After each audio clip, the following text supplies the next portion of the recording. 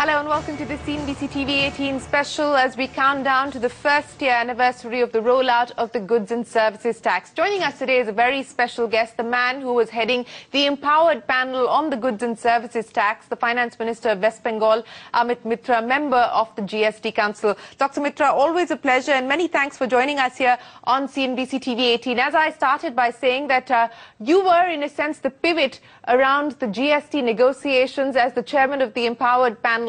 And then, of course, as a member of the GST Council, you've pretty much seen the rollout of the GST and the many tweaks and revisions that have happened over the last 27 meetings of the GST Council. Politics aside, sir, if I would ask you what the GST set out to achieve and what it's been able to deliver at the end of the last 12 months, how much do you believe is the gap today?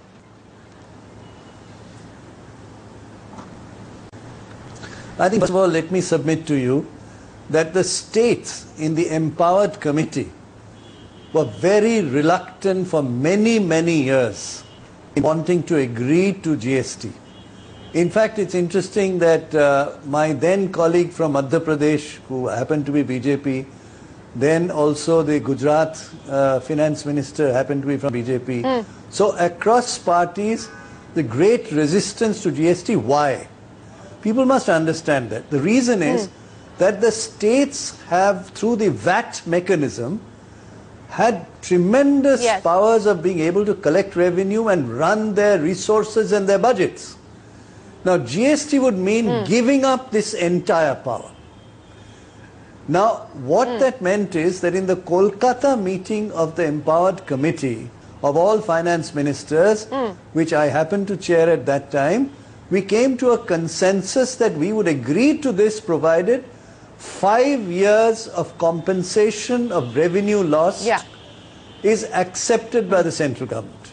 So the union finance minister, who was upstairs in the hotel, came down when we arrived at a consensus, giving up the powers of the state and handing it over for the sake of reform of a one tax across the country, single country movement, etc. Now, unfortunately, as we stand today at the end of 1 year, I am constrained to say that we are in a horrible mess. And what we had envisioned in terms of the design of the program, right from the beginning, which I'll point out to you as we move along in the interview, very little of that design. In fact, the original design was given up. And a new design was introduced, which was only a stopgap. And now we hear that very soon a third design is going to be introduced in terms of the architecture of the GST. And all this has meant huge problems for the small and medium enterprises. As you know, even for mid-sized companies, which I'll come to when you ask me in detail, why is that case?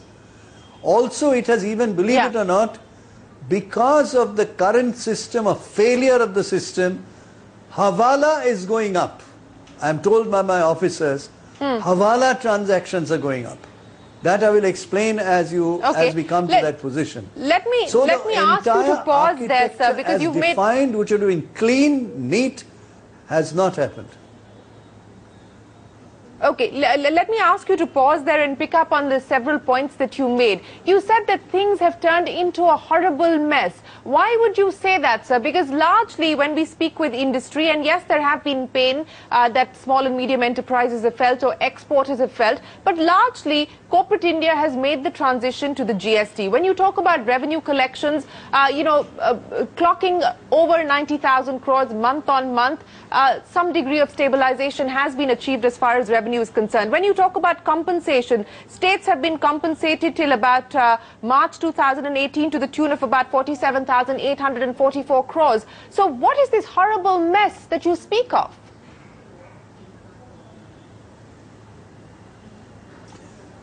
Yes, the horrible mess I speak of is, as far as corporate India is concerned, you must understand, there's a fear in the country. Who is ready to speak their mind? You talk to them privately, I know.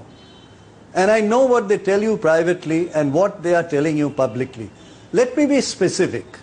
The design was that you first fill up a GSTR1 form, which gets uplinked in, those are sales invoices. Then you come to GSTR2, which are the purchase invoices. And then you come to GSTR3, which matches the two. All this was to be done electronically. Yes. Why I'm calling it a mess? GSTR1 is there, where you upload your invoices. GSTR2 does not exist. Yeah. And therefore matching does not happen. So now you introduce a short form called GSTR3B, which is not backed by invoices. So do you know what's happening today? Every state officers are today having to manually go over the output. Not only exports, even day-to-day processes, because GSTR2 has failed. But GS3R3, which was Right. supposed to match the two, and then settlement happened, that failed. So now you have an interim settlement only to make sure that some taxes flow to the states. We Yeah. have GSTR3B. Are you aware that in the on case that of issue, sir. IGST, On that that is issue. integrated goods and services tax, which Just- means interstate again, tax. I'm asking you to pause. Yes. I'm asking you to Yes. pause there, sir, because while you're right that there is a Yes. change that has Yes. happened, but the GST Council has also cleared the change. I mean, there was a group of ministers that was set up to bring about a change in the form, and we are given to understand that by September, October, we could see that return filing form simplification, the simplified form being rolled out. Now, on this issue of invoice matching, sir, industry's feedback has been that the compliance burden is substantial, especially when it comes to the small and medium enterprises. So, when we talk about return simplification, are we actually not moving in the right direction? Yes. This has been approved by the GST Council, sir, in the last meeting, has it not? I think we are moving in the right direction is a very ephemeral statement. It has been 1 year and the original architecture is absent. The new architecture doesn't exist because you're doing a temporary form called GSTR 3B, and the new Magnum architecture, third time over, which we are hearing about, you now say it is going to come in September, Yes. October. I had said in the GST Council meeting, please do a pilot, which is the always done internationally. See whether we are managing it well. Yeah. Produce a white paper and bring it to the GST Council. So all of us feel comfortable that the system and the architecture we are looking at is going to work. Neither of the two things happen. Okay. Are you aware that 300 crores worth of invoices are to be processed by GSTN? And obviously what I've described to you shows that even GSTR2, which is for matching invoices, have failed. Now let me also, very dangerous thing on all this is, when you fill a GSTR3B, which is the short form, as a substitute, you do not file invoices with it. This is where Hawala comes in. My officers and other state officers have said to me, because you can fill in whatever you want, you don't have invoices backing them, you don't have a matching and checking electronically, you don't have an auto-population as it is technically called. Therefore, today Hawala is growing because the whole system that we had expected 1 year ago will happen in 6 months' time, 3 months' time, 4 months' time.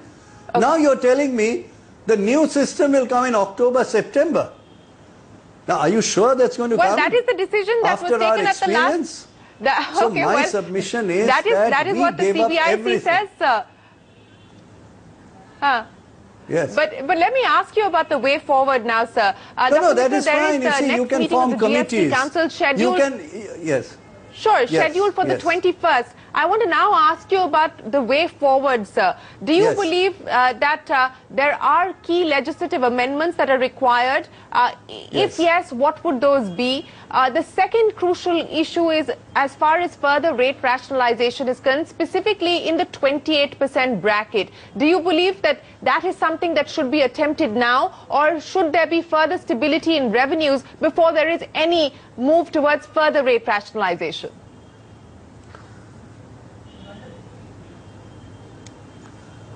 The first point I'd like to make is, are you aware, are your viewers aware, that 2 lakh crores is lying with the union government as IGST deposited there? Are you also aware that this was shown in the budget, which in effect reduced the budget deficit? It is still lying there, 2 lakh crores. I want to know what a responsible government is supposed to be doing when you have 2 lakh crores lying in your IGST account. So when we are moving forward, which is what you're asking for, first we have to fix the architecture so that what we had expected 1 year ago will happen and it will flower. Let me also say export refund you talked about in your question. Are you aware that the first step of export, you first uplink RFD 01 form, which can be uplinked online. After that, you have to bring thousands of pieces of paper manually to the offices of both center and state. And my officers are sitting, going over thousands of pieces of paper because there is no auto-population. That system of GSTR2 never happened. So now what is happening is exporters are not getting refund. And the minute they don't get refund, their whole structure is then goes back to the job workers. Because you don't have existing capital utilization on a day-to-day basis, job workers lose their jobs. And exports, don't forget West Bengal, for example, $9.5 billion of export. Now if you don't get refund, you're going to cut back on your moving, rolling capital when you cut back on the smaller guys first. So my question to you is, whether it's export refund, 2 lakh crores of IGST stuck in the system. Go ahead. Let's address the IGST issue, sir, because this is an issue that Manish Sisodia, the Deputy Chief Minister of Delhi, has also raised, and he said that it's 1,81,000 crores that is held up in the escrow account. It is of no use to the centre or the state. It's lying idle. Now, is this matter going to be taken up? Are you and other finance ministers going to raise the issue of the IGST? Because as Sisodia is pointing out, and you did it yourself, this is money lying idle in an escrow account.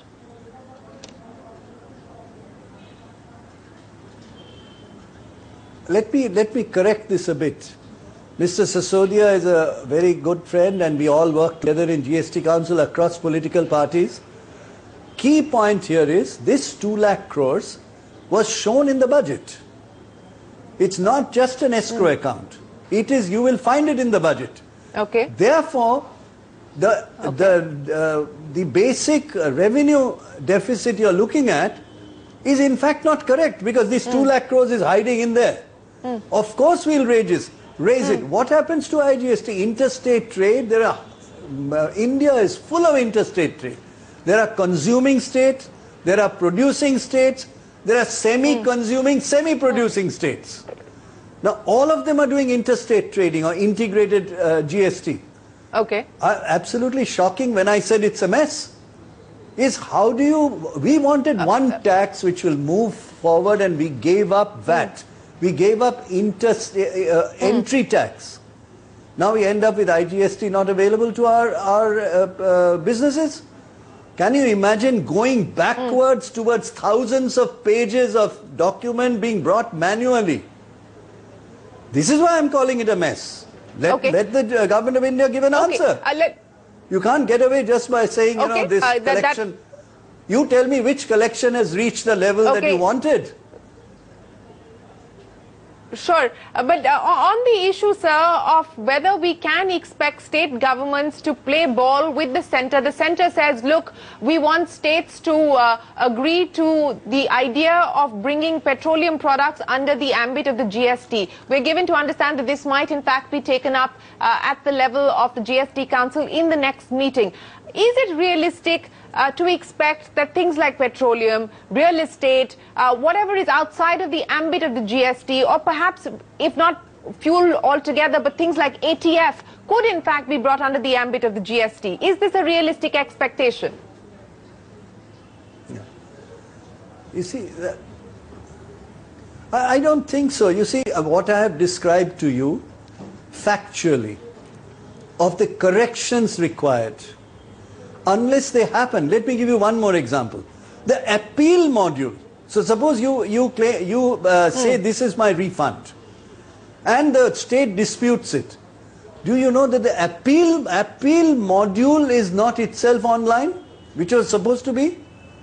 And it has become manual, which means you will have rent seeking, you will have Inspector Raj. Because once you go for appeal manually, which is not visible transparently, you have a problem. So my submission is, look, no state practically has reached the 14% rate of growth as per the base given in the country. West Bengal in the month of March last year reached that 14%. It was 3% higher. Then it fell back again. So no state is reaching your target. Okay. Now in the middle of this instability, you want to introduce some more things which are contentious? How does that work? Fix this first. Let us all feel comfortable that what we had thought of when we had given up all our powers as states, let's come to some balance. I had repeatedly said don't launch it on 1st of July. Okay, you went ahead and did it. Now we are on close to 1st of July, 1 year later. My question is, till there is stability, the states are making the kind of revenue we all expected we will, how are you going to introduce more things? You asked about 28%. Okay. I had made a proposal that other than sin goods, which is like tobacco, etc., or extreme luxuries, the rest should be brought down to 18%. What happened? Cherry picking happened. Now, in a boardroom environment with so many ministers, naturally everyone will have their own demands. So we put on the table. Now, all of a sudden, in the middle of that, we were told, no, we'll put another cess in the system called the cess on sugar. My God, you already got an unstable system. Now you want to put another cess. Then you said, no, we'll also give a special dispensation for using digital products. It's like an incentive.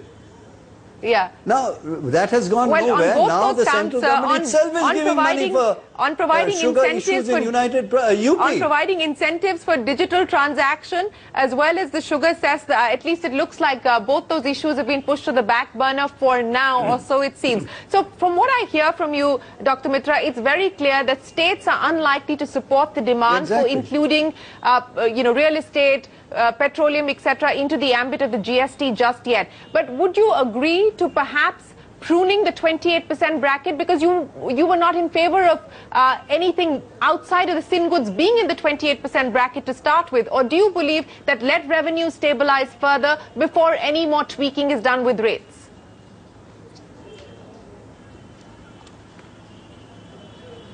I think one must first understand, the minute you tweak some rates, the GSTN, the GST network, has to go through many gyrations. Massive IT system of 300 crores of invoices uplink per month. So I would say we have to be now very cautious, bring the system back so that we all as states start getting revenue that we expected to get, and center gets revenue that it expected to get. Let the system stabilize of the world's largest fiscal reform, which we, in the Empowered Committee of Finance Ministers, where Government of India was not present, we came to a consensus. We gave up our rights. Having done so, we have the right now to see a stable system which allows stability, revenues to reach normal buoyancy, both center and state, single entry process, which we have given up the entry tax, as you know. It is basically e-waybill based. So all this put together, having failed 3 times miserably with 3 different architectures, is it time to bring in some more things? And this is typically Jogad mentality, that you can see what you're doing on your face, but then you say, no, I'll go ahead. This is like demonetization. We'll just go ahead. So I'm sure the finance ministers of India, of states, are all together on this. You quoted Mr. Sisodia. If you privately ask the finance minister of different states, They will tell you their pain. They will tell you the manual process their officers are having to go through. They will tell you that the original architecture has failed.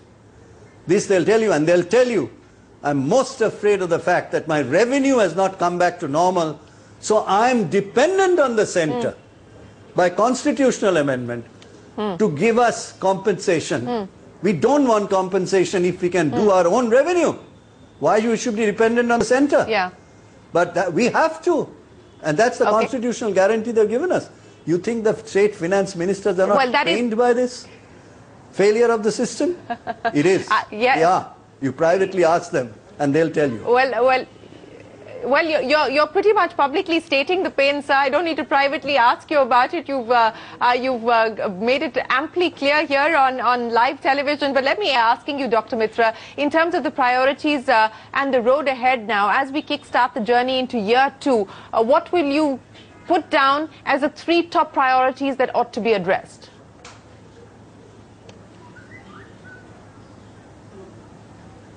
I think first and foremost is the system has to become GST-based, auto-populated, auto-system, which is what we had craved for. That is the first thing that we'll have to do. You will then see immediately stability. You will then see revenues going up because it's all online. You will also see no hawala, which has increased a lot of hawala, I'm told by my officers. That will itself go down because you are online. You are transparent.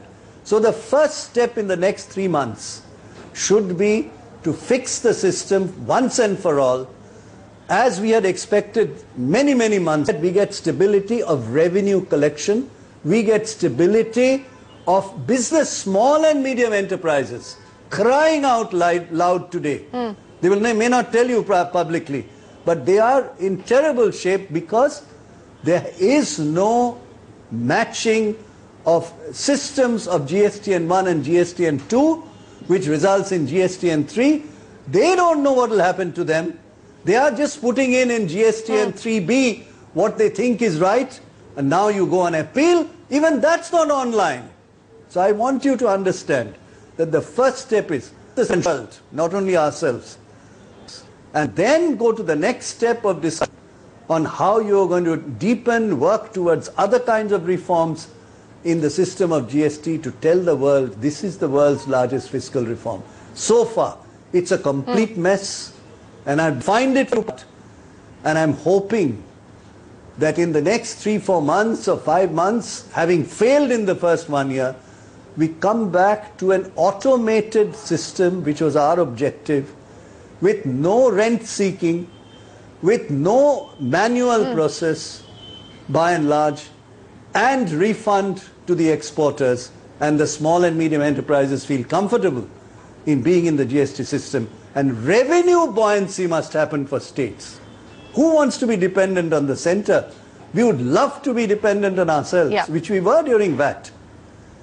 So we have to go back to that point. And I am honestly hoping against hope with the elections, the national elections coming around very soon.